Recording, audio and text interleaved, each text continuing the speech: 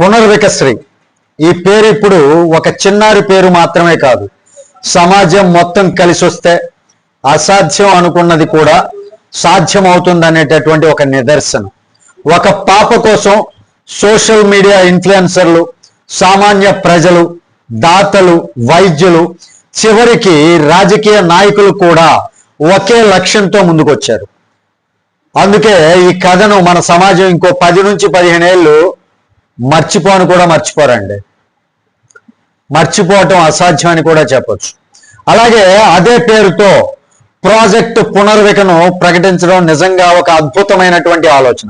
ఎందుకంటే ఒక పాపను కాపాడటం ఒక గొప్ప పని అయితే, భవిష్యత్తులో ఇంకెంతమందినో కాపాడేటటువంటి వ్యవస్థను నిర్మించడం అంతకంటే గొప్ప పని కదా. అందుకే ఈ ప్రాజెక్టు కూడా కొన్ని దశాబ్దాల పాటు గుర్తుండిపోయే అవకాశం ఉంది. ఖచ్చితంగా ఇది జరిగి తీరుతోంది. నిజంగా నారా లోకేష్ గారికి వచ్చినటువంటి ఈ ఆలోచనను అమల్లోకి తీసుకురావాలని చాలా మంది కోరుకుంటున్నారు. ఎందుకంటే ఇది రాజకీయాల గురించి కాదండి, ఇది ప్రాణాల గురించి, ప్రాణాంతకమైనటువంటి వ్యాధుల గురించి, ఇది పిల్లల భవిష్యత్తు గురించి.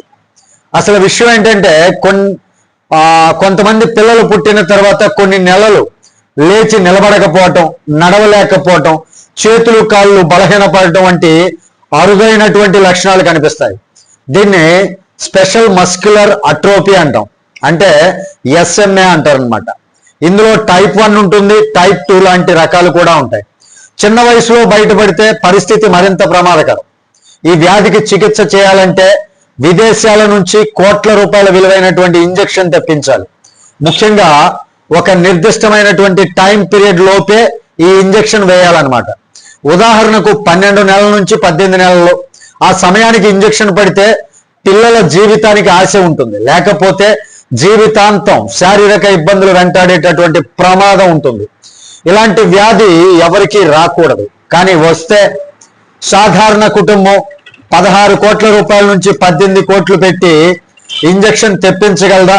ఆస్తులు అమ్ముకున్నా సాధ్యమవుతుందా అంటే సాధ్యం కాదు అనేటటువంటి వాస్తవం ఇది. అందుకే 3 నెలల క్రితం పునర్వికశ్రీ పేరు సోషల్ మీడియాలో ఎంత వైరల్ అయిందో మనందరం చూసాం. ఆ పాప కష్టం చూసి ఇన్ఫ్లుయెన్సర్లు వీడియోలు చేశారు, ప్రజలు విరాళాలు ఇచ్చారు, ఒక్కొక్కరు కొంతగా సహాయం చేశారు, కోట్ల రూపాయలు సమకూరాయి. మిగిలినటువంటి మొత్తాన్ని కూడా ముందుకు వచ్చి నేను ఇస్తాను అని చెప్పటం, కేంద్ర ప్రభుత్వంతో మాట్లాడటం, అంతర్జాతీయ ఔషధ సంస్థలతోటి చర్చించడం, ఆ మందును తెప్పించడం, చివరకు రెయిన్బో హాస్పిటల్లో ఇంజెక్షన్ ఆ పాపకి ఇప్పించడం, ఇవన్నీ జరిగాయి. దాంతో పునర్వికశ్రీకి కొత్త జీవితం లభించింది. కానీ అసలు గొప్ప ఆలోచన అక్కడే మొదలైందండి. ఒక పాపను కాపాడాం, మరి ఇలాంటి వాళ్ళు ఇంకెంతమంది ఉంటారు అనేటటువంటి ప్రశ్న వచ్చింది. నిజంగానే ఇలాంటి వాళ్ళు ఇంకా ఉన్నారండి. హిందూపురంలో మరో బాబు ఉన్నాడు, రాష్ట్రంలో ఇంకొందరు ఉండొచ్చు, దేశవ్యాప్తంగా ఇంకా చాలా మంది ఉండొచ్చు. భవిష్యత్తులో కొత్త కేసులు కూడా రావచ్చు. అప్పుడు ప్రతిసారి సోషల్ మీడియాలో క్యాంపెయిన్ చేసి ప్రజలు డబ్బులు కూడబెట్టి చివరి నిమిషంలో ప్రాణాలు కాపాడాలా, లేక ముందుగానే ఒక శాశ్వత వ్యవస్థ ఉండాలా? అక్కడి నుంచే ప్రాజెక్ట్ పునర్విక అనేటటువంటి ఆలోచన వచ్చింది. ఈ ప్రాజెక్ట్ యొక్క ఉద్దేశం ఏంటంటే, భవిష్యత్తులో ఎవరికైనా ఇలాంటి అరుదైనటువంటి వ్యాధి వస్తే వాళ్ళు ఒంటరిగా ఫీల్ అవ్వకూడదు. ప్రభుత్వం ఉంది, దాతలు ఉన్నారు, వైద్యులు ఉన్నారు, ఫార్మా కంపెనీలు ఉన్నాయి, మేమున్నాం అనేటటువంటి భరోసా కలగాలి. ఇందులో అంతర్జాతీయ ఔషధ సంస్థలతో చర్చలు జరిపి ధర తగ్గించేటటువంటి ప్రయత్నం కూడా చేయొచ్చు. దిగుమతి పనులు తగ్గించేలా కేంద్రంతో మాట్లాడొచ్చు. పారిశ్రామికవేత్తలు CSR ఫండ్స్ కూడా వాడొచ్చు. అవసరమైతే మన దేశంలోనే ఈ మందు తయారయ్యేలా ప్లాన్ కూడా చేయవచ్చు. ఇది జరిగితే ఏమవుతుంది తెలుసా? కోట్ల రూపాయల చికిత్స లక్షల్లోకి రావచ్చు, లక్షల్లో ఉన్నది మరింత తక్కువకి రావచ్చు. ముఖ్యంగా టైంలో మందు అందితే పిల్లల జీవితాలు నిలబడతాయి. ఒక చిన్నారి బాధను చూసి ఒక్క కేసుకే పరిమితం కాకుండా భవిష్యత్తులో అందరికీ ఉపయోగపడేలా ఒక వ్యవస్థను ఆలోచించడం నిజంగా అభినందనీయం అండి. నిజంగా అలాంటి ఆలోచన చేసినటువంటి లోకేష్ గారికి హ్యాట్స్ ఆఫ్ చెప్పొచ్చు అందరం కూడా.